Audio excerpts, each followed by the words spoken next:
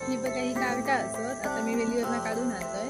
तर ही काढत असताना तर खात खुली होती आणि मला माहिती नाही तर हातात थोडीशी माझी लागली असता एकदम थोडीशी। तर आता मी यांचे पंते बनवतोय तर चला माझ्यासोबत आता आपण बनवूया। कावटांची वेल असताना ती सेम काकडीच्या वेलीसारखी असता आणि त्या कावटांगा वास पण काकडीसारखंच येता पण ती खूप कडू असतात। आता मी सुरीन यांचे 2 भाग करून घेतोय। सुरीन 2 भाग करून झाले तसे मी आतमधले बिये पण काढून घेतलंय। बिये काढून झाले तसे सुक्या कपड्याने व्यवस्थित पुसून घेतलंय। हे बघा तुम्ही बघू शकता आता आपले पंते बनवून तयार झाले असत। आता मी सगळ्या पंत्यांमध्ये कापसाचे फुलवाती घालून घेतोय। फुलवाती घालून झाले तसे त्यामध्ये तेल पण ओतून घेतलंय। आता मी सगळे पंते पेटवून घेतोय। हे बघा तुम्ही बघू शकता आपले पंते पेटवल्यावर काहीसे असे दिसतात असत।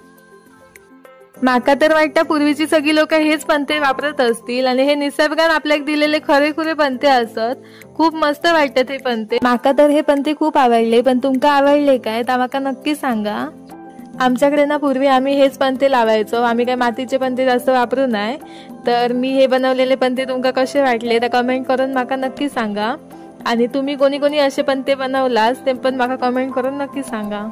आणि आजचं माझा व्हिडिओ तुमका कसं वाटलं तर कमेंट करून माका नक्की सांगा। व्हिडिओ आवडलो असेल तर लाईक शेअर आणि सबस्क्राईब नक्की करा। भेटूया अशाच एका नवीन व्हिडिओमध्ये। Bye bye.